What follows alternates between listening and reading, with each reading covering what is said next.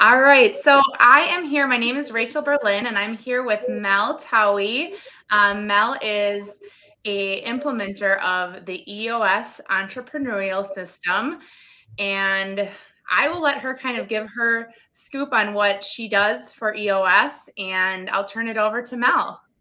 Hi everyone. Thank you, Rachel. I'm so excited to be here with one of my favorite people supporting women in flooring. I've absolutely enjoyed being part of this group and watching everybody grow and learn. And it's been very inspiring. So I appreciate you having me on. So I'm going to jump into a little bit about what is EOS. For those of you who are not familiar, I think Rachel has a copy of the book Traction. Rachel, if you want to hold that up, I know she's getting it to read right now. So for those of you not familiar, Traction is a book written by Gino Wickman. The book was written 15 years ago, so we're actually celebrating our 15th anniversary coming up here in a few weeks, which will be fun. Lots of good giveaways going on for that. Actually, we're giving away 15,000 free copies of Traction. So if you do not have a copy of Traction, I would use this opportunity to go and plug yourself in to try to get one, because again, we are doing a big giveaway. But just a little high level of what EOS is. So as Rachel said, EOS stands for the Entrepreneurial Operating System.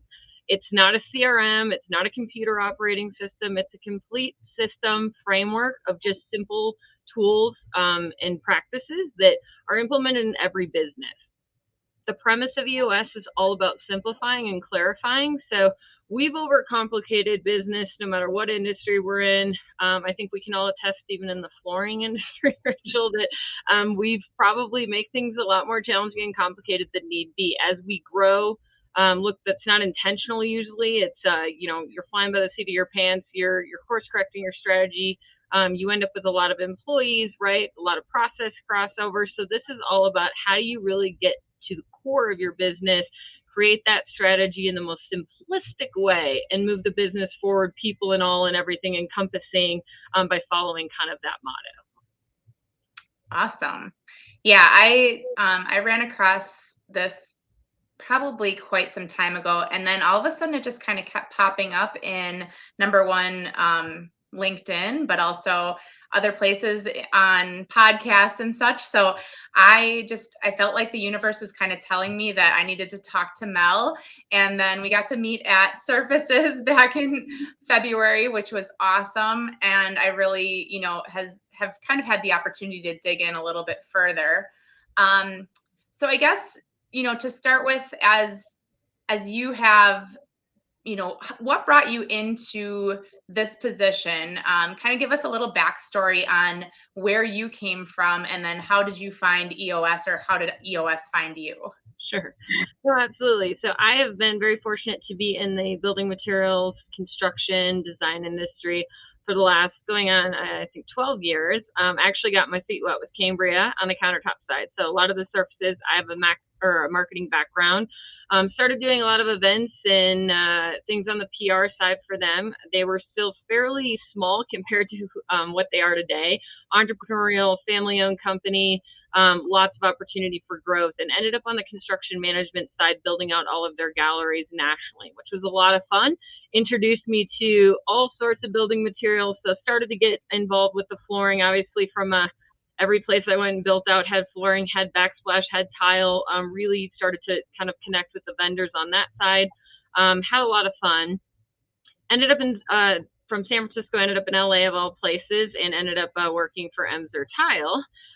So really that's when I jumped into the flooring side. I was on the sales side and really helping them write, create, and execute what they call their trade division. So all of their showrooms, brick and mortar, running those independently, sort of as small entrepreneurial businesses within the corporate structure. Again, very family-oriented company, entrepreneurial, fast growth going on. Absolutely had a blast with that. But I really had this kind of triangle of sales, operations, and marketing, and I'd gotten pretty far into the weeds. I'd seen a lot of things. I was very fortunate to sit at the table, know a lot of the leadership teams, and a lot of the challenges that every business that you have as managers, as leaders, I got to help sift through those firsthand. And I found myself, because of my personality, I am a what you see is what you get. Blunt, usually don't have a filter. Served me well in my career some days it did not. And I always was asking questions and how do we get here? How are we making money? I had a really big interest and investment in people. I think it's a crucial part of the business. I got really into the psychology of business and what really makes a good team. So I ended up going back to school and got a couple of practitioner licenses, one in something called rapid transformational therapy, which was all around the belief system and why people do the things they do. Lended itself very nicely, obviously, in leadership and just really helping put teams together.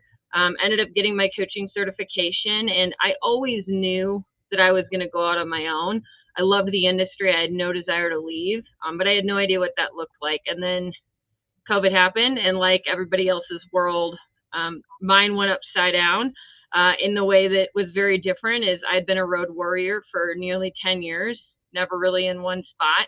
So getting grounded for 2 weeks was something that was not normal for me. And I had no idea what I was going to do with myself for 2 weeks. And like everybody else, I managed from afar, managed my teams through very challenging furloughs, layoffs. And really, it kind of gave me the opportunity to reevaluate what I wanted to do. And that same trip home, when I got grounded, I actually was meeting with an entrepreneurial friend in Minneapolis. And he said, Mel, you either need to be a turnaround agent and go fix companies, you got to read this book. And he handed me Traction. I said, no, thanks. I'm not interested in being a consultant because I had no idea what it was. And I read it and I fell in love with it because it was everything that I believed in. It was every hard conversation that wasn't being had. It wasn't about sales being a problem. It was about how do we get to the core to fix what we need to, so sales isn't that symptom that's being created somewhere else. And so it was so clean, it was so real, that's really what got me started on my journey. I was working with individuals, really kind of got my feet wet around solopreneurs. Some on the executive side started to use the tools, and I'll say bought in all in last year. The community is awesome. You know, very fortunate. We all run our own businesses, but we kind of have a broad team, if you will, around the world. There's about 500 of us implementers around the world now that, you know, most of us do this full time. And, you know, we get the opportunity to go and work with leadership teams, that 10 to 250 employee company. And I choose to stay in the industry again, because I love it and I have a passion for it. And I'm just so excited that I get to do it every day. It's awesome. Yeah. I mean, I can tell that, you know, the passion of what you're doing can kind of tie in both of, you know, the love for flooring and the construction industry, but then also use your talents and your skills that you can kind of, I mean, a coach is like, that's right up my alley too. That's something I really don't like the term manager. I've never liked it. So the term coach is something that I think that's definitely your strong suit. So I think having your expertise and kind of being able to tell people like it is, I think that's a really good skill. I know that's what we need sometimes in our business. And I'm sure there's a lot of our group here as the women of the flooring business that can really relate to that kind of a structure and the need for somebody like yourself to possibly come in and maybe coach them as well. So that's what, I guess that goes into my next question. So help me understand maybe how, let's just say we read the book, we, you know, have been kind of listening and following along. Could you give us kind of some ideas on how you might start out a conversation with maybe it's a manager or an owner of a store that could maybe use some of these keys that EOS has? Sure. Yeah. So there's a couple of different opportunities when you really start to get familiar. One, retraction. I don't care who you are in an organization. If you have any kind of love or enjoyment for understanding business, it's just a really good nugget. I predominantly work with leadership teams. So owners, whoever that leadership team looks like, that's who I work with when I go in and coach. I don't get involved in mid-level management, bringing it down to the ground. I am a coach. I'm a facilitator. I am in that room to ensure that I am teaching the leadership team how to take this framework and make it real in the organization. So a lot happens in that when you're hiring me in those sessions. let's say there's a lot of companies out there that just quite frankly, they're not in a place where they're there yet. From an investment standpoint, they just don't have their ducks in a row with quite frankly, a lot of things, right? And they just need to set the table a little bit better.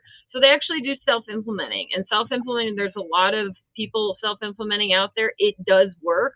I get asked the question a lot, well, when do I make the move from self-implementation to hiring an implementer? The answer is not always. If you have a organization where you have somebody that's kind of that cohesive glue that really can execute and hold the team accountable, and they can act as that implementer, I know a lot of companies that have massive success. I know on the flip side that companies will try to implement this and there's no one holding their feet to the fire, so they don't get anywhere, right? So that's when I get the phone call. On the other side of this is I get a lot of mid-level managers, senior managers, right? That, like yourself, Rachel, you manage a lot of people, and how do you use the tools to better your people, how you are as a manager? So anytime, and I speak a lot to various different groups, a lot of entrepreneurs, a lot of business owners, but in the room, there's always people in management seats, right? And so I always tell people there is so much in EOS for you and learning those tools. I don't care, use one, right? How we talk about how we run efficient meetings and how do we look at people and make sure that they're the right fit, right seat, right structure. We talk about roles and functions and what that looks like. So you do that day in and day out. And so if you're just not at the point where you can fully implement, I would just encourage people to go out and start using some of these tools, because anybody who's actually jumped fully into EOS, and if you don't treat it like a buffet, tell people, and you're invested in it and like mentally, you're going to see things happen in your organization in a positive way. And I think that that's for everybody that just, quite frankly, our industry, we've been very fortunate, but we've seen a lot of people grow exponentially fast, right? And with that comes a lot of complications on what are we doing strategically? How are we going to continue to grow? What if this doesn't continue the way that it is, right? There's a lot of those questions. And so getting ahead of it now, getting yourself aligned, that's really where I would encourage anybody in any role right now is be encouraged with your other colleagues and coworkers, have the conversation. If you're comfortable enough approaching your leadership team, I always tell people it's not insulting to hand your owner traction. I'm not in sales anymore, so I don't do the sales pitch, right? I tell people, you're either all in or you're not. There's not an in between, and when you need it, when you're ready for it, and that's really the sweet spot, everything in between. Yeah. I think I can speak for probably some people that have actually gotten the book. I have it on Audible as well. And I know I listened to the whole entire thing once through, and it didn't quite hit me the same way that it hit me the second time I listened to it. And now reading the book is there's things that you pick up and you notice even better, that I think the Audible is it's tough because I'm like, I want to write down notes, but you can't really do that when you're listening to it as well. But I guess one of the things that you said earlier when you talked about, somebody such as, a manager, and maybe they don't make all those decisions. If they were to, obviously, like you said, give the book to your owner, what would be like a simple step besides giving the book to their owner or leadership team to kind of get them interested? Like, are there any tools that you can share with our audience that might be helpful to them? Sure. I think that's always a great idea. I've had people, there's something called an L10 meeting, which any of this can be Googled. You can go to EOS Worldwide, and all of this is free to download, right? So the toolbox is there if you want to go explore. But I encourage, look up what an L10 meeting is. I wish I had it in my corporate days when I was managing all these people, because that is one of the tools that you bring into a meeting and say, hey, can we adjust how we run these meetings? It will change the way that everybody in your organization looks at it from an efficiency standpoint, how the cadences are set up. You're starting on time, you're ending on time, you're using the same agenda, you got someone taking notes. And again, it's common sense, right? And everyone's going, what's so hard about that? Well, it doesn't happen. I can tell you, I don't think I've ever been in a meeting where it was run that successfully, right? You've always got people with opinions. So this is just how cool as a manager to walk in and say, hey, I've been using this tool with my team. I'd love for you to check it out. Or they hear about it. That's even better. I've had clients that have come to me because their team has done just that. Is I got a manager running L10 meetings. I don't know what the heck that was. And I sat in on one of them and they're like, oh, okay, that's effective. We want to change that. So L10 is a good one. There's something out there called the People Analyzer. It's more of a rubric for just making sure you're very simplistically checking everybody in the organization against your core values. So if you have 5 core values, it's laying those values out at the top of the piece of paper, writing everybody's name down the side, and basically is, do they exemplify that value or not? It's a yes or no process. That's going to really be eye-opening. And so for a manager, if you're leading people, this is a really good is, do they fit our culture? Next to that, we practice something in EOS called GWC, which is get it, want it, and has the capacity to do it. And right next to those values, you're putting the GWC and you're going, do they get the job? Do they have the God-given abilities and talent to do the job? Do they want the job? Not does Rachel want them to have the job, but do they really wake up every day energized because it's what they truly want? And then capacity, which can come in a couple of different functions, but do they have the tools and the resources that maybe the education, the training, the time, all of that plays in. And really quickly, as a manager, you can see in a snapshot where are some of the glaring challenges. And so that tool next to the L10 is one of my favorite. Again, you want to get your owner's ears perked up. If you're not in the ownership seat, let them see the proof's in the pudding, right? So start using this. It's just a practice within your management group.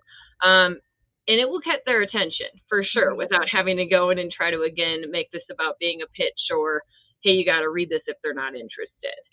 Yeah. No, those are some great ideas. And I think what we'll do is we'll link to the website, of course, and maybe some other resources. I know I've printed off a couple of the things that have been, I mean, they're free, they're there. I think the premise is really, it's simple, but it's not easy. Yeah. So implementing these things are probably the challenging part is having somebody holding somebody else accountable, or having this leadership team holding each other accountable to really, what are the values of your company, and are we really making decisions based on those values? And that's a tough conversation to have, especially if maybe somebody on the leadership team is not necessarily, talking the walk and walking the talk, all the things. But yeah, that's definitely, those tools are there. And I think that's really great that you can, use them as a guideline. I imagine that not everybody is perfect when they do this, when they start. No, it's so messy. But you start, right? You got to start somewhere. And look, when I get into because you can imagine the conversations that I have on a given day with owners, right? The good, the bad, the ugly. And that's what I'm there for. Some days I'm in my therapist hat, which is fine. I need to be there. But there's a lot of things that EOS is meant to expose issues in the business. And that's not a negative thing. And so when I tell people and we're walking through the components of really, hey, this is about strengthening your vision, this is about strengthening people, this is about strengthening data. When we do those 3 things alone, every single thing that's wrong in your organization's coming out intentionally, right? And that scares some people, right? You have some people that have leaned in companies. You have people that haven't been, and I hate the word exposed because it does have such a negative connotation to it.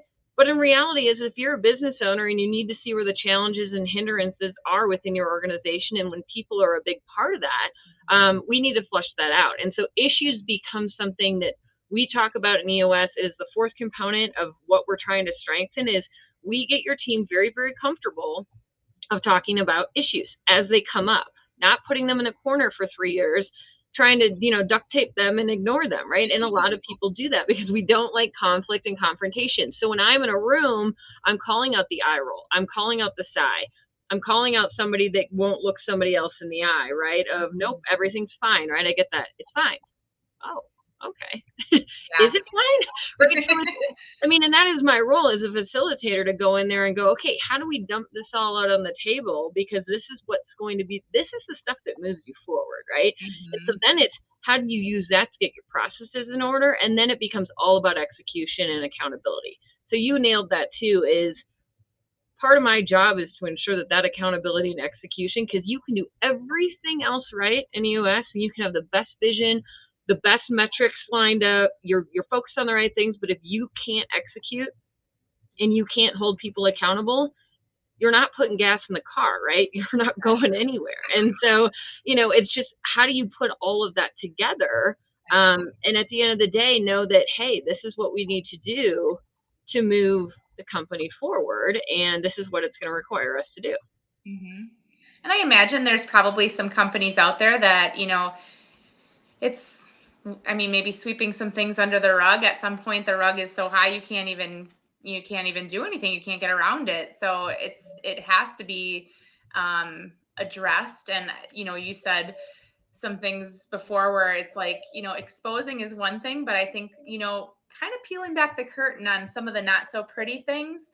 I think that is what helps you grow. That is what helps a business really get to that point where it's like, okay, we might have been just kind of covering this up, or we might be getting frustrated, and the frustrations that are coming, if they keep happening over and over, we have to realize, okay, A, we're going to do something about it, or B, we're just going to understand that this is the way we're going to do it, and we're not going to complain because we know what the best predictor of future behavior is. It's usually past behavior. So throwing that new, I guess, a new system and putting something else in place, it's probably really uncomfortable for some members of some teams. So that is that something that would you say you love that challenge, or would you say that that's something that you did you have a problem with that at all at any point in your career with EOS?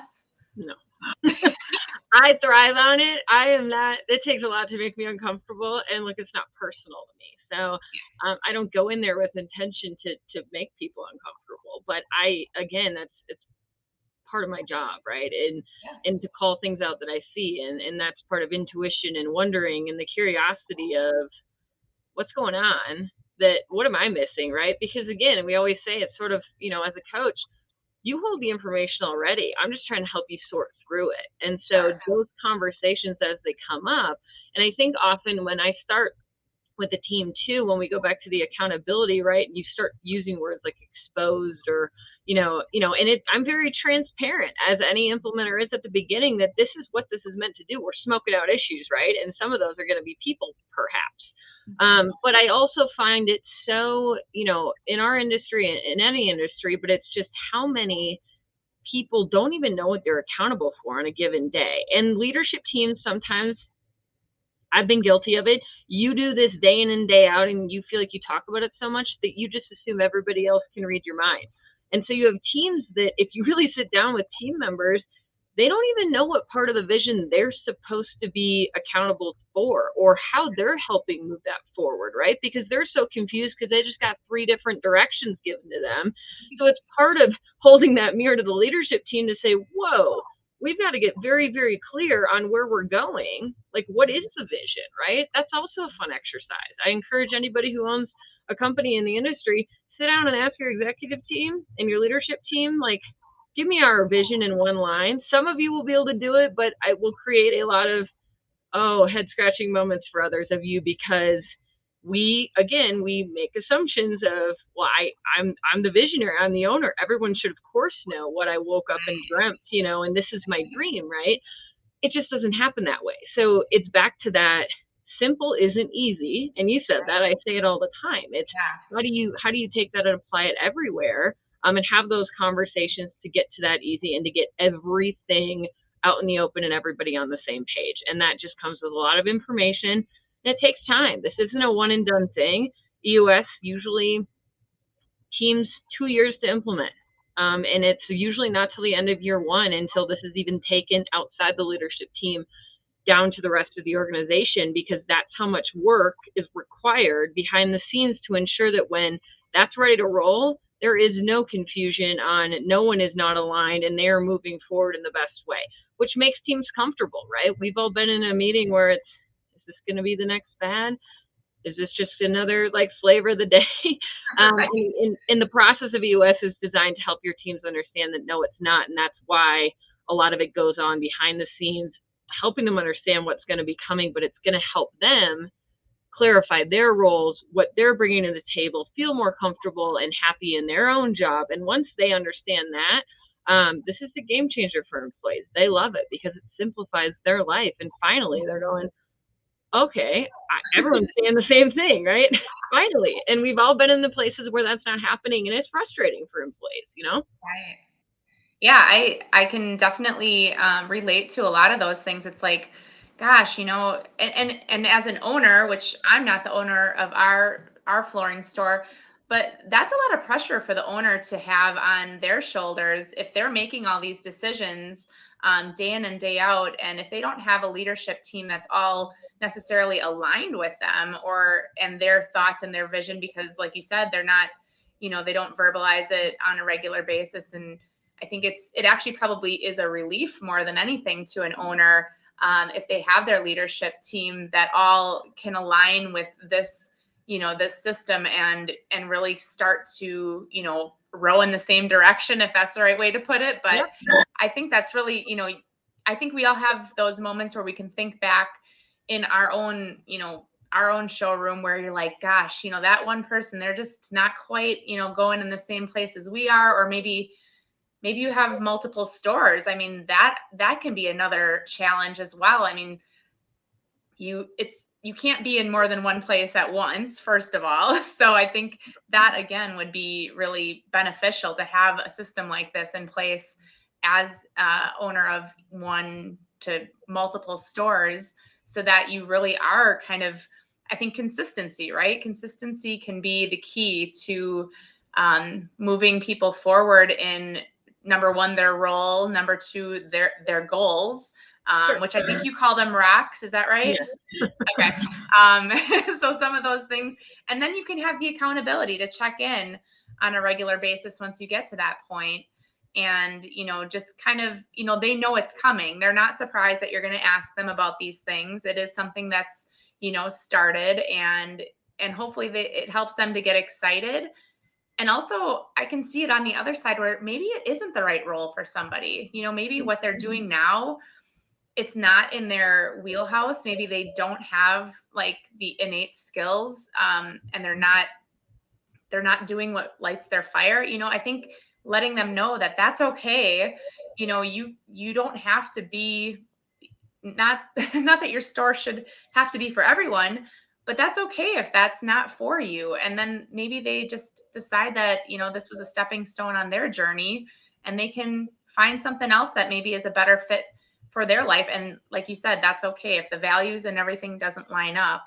um, you know Using a system like this kind of helps, I don't want to say self-select, but kind of helps guide people in the right direction of maybe, some some self-reflection on what's best for them and for the company. So Right. yeah. And people they're not put in a corner. And I would say a couple things on that, because you said a lot of really great things. I think one, if you're an owner out there who has started your own flooring store, been in the industry, this is also something that I see all too often is you're frustrated because you have worn every hat for far too long and you don't know what it's like not to. And that's a problem, because that's helping you let go of that control. Because really, when you put an owner who we can call a visionary or an integrator, whatever one they fit, when you put them in their right seat and give them back what brings them joy, and they can trust that they've got the right players on their team that is executing on that and so aligned, not only does it make their personal life better, but work they're more fulfilled than they ever have been, right? So it's, you got to get out of your own way for that. We say let go of the vine, right? So we work with a lot of the owners on that. But also, one of the biggest people issues, and we've all seen this happen, is we refer to the seat as the unicorn, right? And so you're going to have a couple of people issues, and one of them that comes up with the unicorn is you're going to have the wrong person in the right seat, which means they're your A players. These are your rock stars. These are your sales performing people. But if they're not aligned with your culture, they're chipping away at your company and they're doing you way more harm in the long run then they are good. And that is a hard conversation to get leadership teams to see. You got to talk about that a lot, because on paper is, yes, in the short term, it's going to be painful, but ultimately you're going to lose more people. You're going to lose the employees that were right fit for your culture if you don't address it, right? And so that conversation happens very often. In EOS, we don't create seats for people unless you're a not-for-profit. But if you need to make money, we're not making seats. So it's, if you're a person that all of a sudden finds themselves not in a position that you thought you had, our instinct usually is to, well, we'll just draw a box around them and we'll give them, no, because we start with structure, and we're going to do what's right for the structure of the business. We're going to lay out those roles. What does the business need before we ever talk about people? And that is a complete flip in people's mind when you can't. And I will be in that session room that day, and it is so hard and challenging, because immediately people want to go, well, that's Rachel. No, we're not talking in terms of people. I want to know, what is the function and rules of this specific function of the business? And that helps flesh that out too. But again, you can see every conversation lends to another one, right?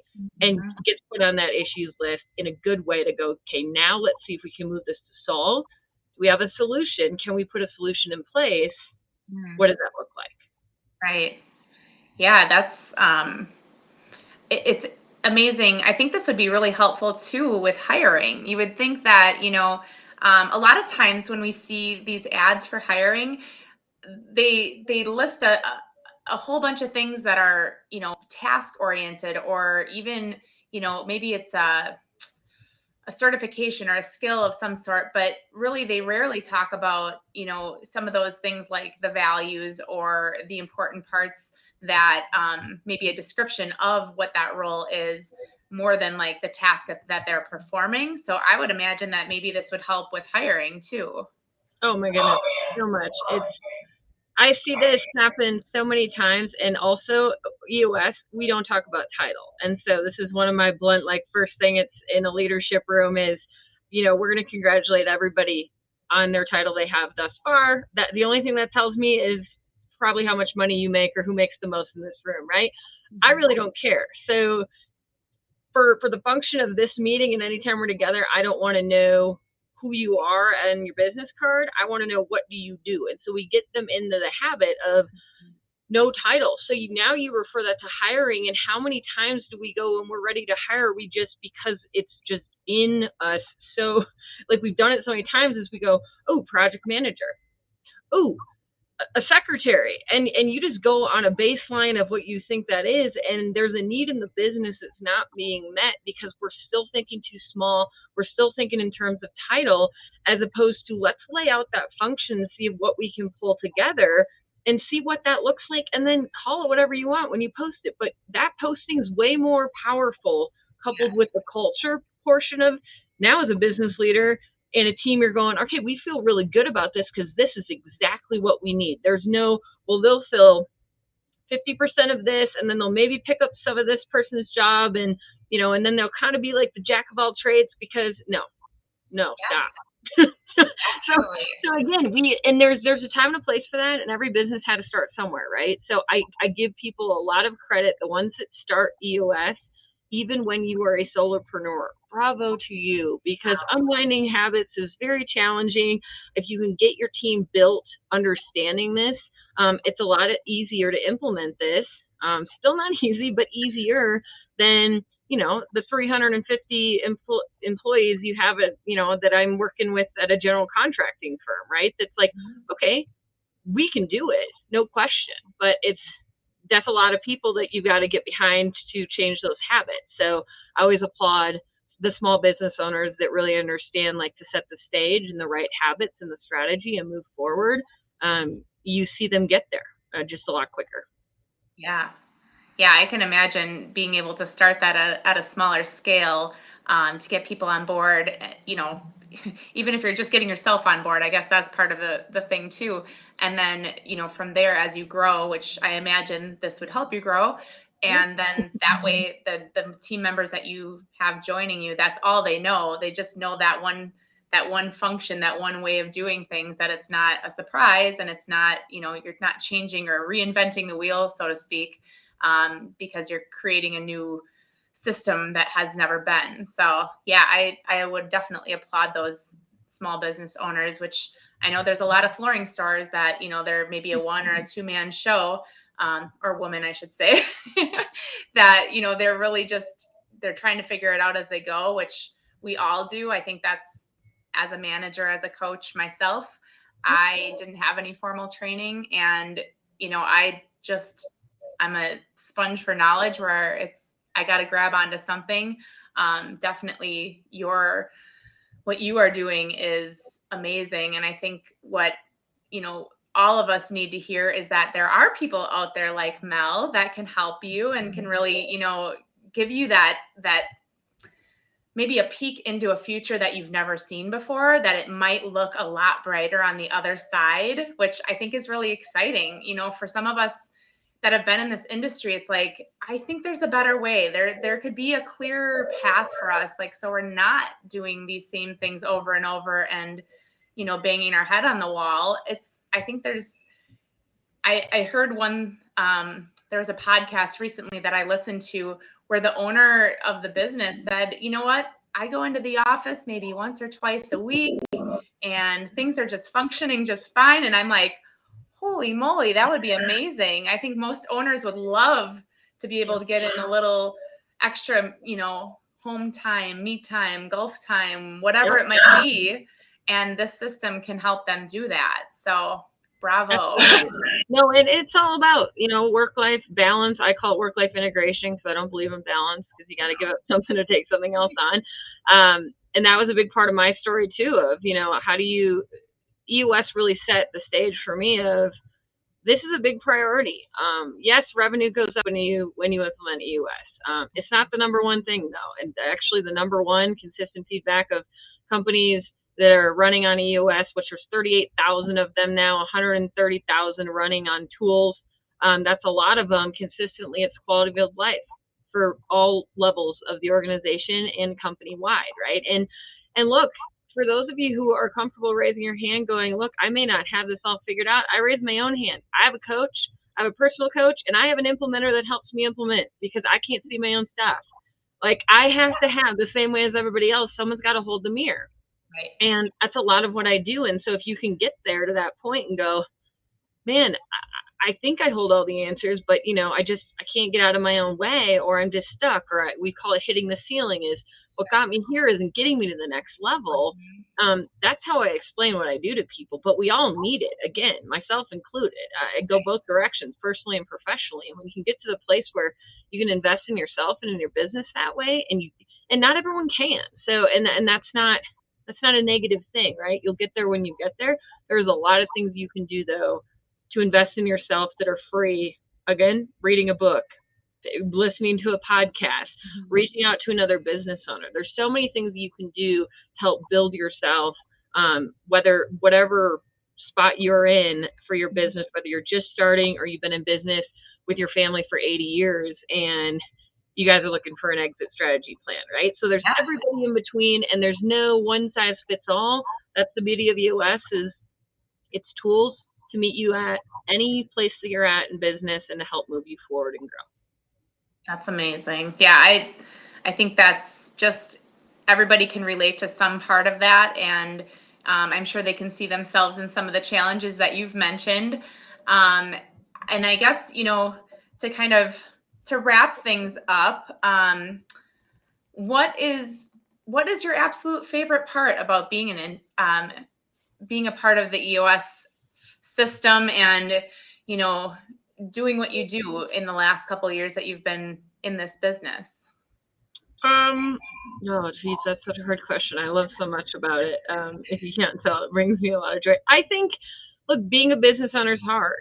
And I think being able to be in a session room and watch the energy and watch the growth and watch the good, the bad, the ugly, everything in between, and watch businesses come out on another side of growth that they just didn't think they were going to get there. I can't explain how rewarding that is. Even as sort of it's like kids, right? You watch them, no kid grows like this. I mean, forget it. I mean, if you're the parent out there that's got the kid, I guess congratulations, but I don't think most people do.